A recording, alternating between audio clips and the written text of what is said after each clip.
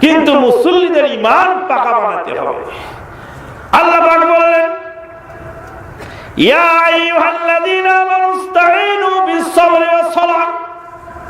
সালাত হলো প্রথম ফরজ, মৌলিক ফরজ। আল্লাহ পাক বলেন, আকিমুস সালাতা ওয়া লা তাকুম মিনাল মুশরিকিন। সালাত কায়েম করো, মুশরিক হয়ো না। আল্লাহর নবী বলেন, আল আহদুল্লাযী বাইনানা ওয়া বাইনাহুমুস সালাত ফামান তারাকাহা ফাকাদ কাফারা। যে ব্যক্তি আমাদের মধ্যে আর তাদের মধ্যে পার্থক্য হলো সালাত। যে ব্যক্তি সালাত ছেড়ে দেয় সে ব্যক্তি কুফরি করে। সালাত ছেড়ে দিলে ইসলাম থেকে বান্দা খারিজ হয়ে যায়। সালাত ছেড়ে দিলে ইসলাম থেকে বান্দা খারিজ হয়ে যায়। সালাত ছেড়ে দিলে ইসলাম থেকে বান্দা খারিজ হয়ে যায়। সালাত ছেড়ে দিলে ইসলাম থেকে বান্দা খারিজ হয়ে যায়।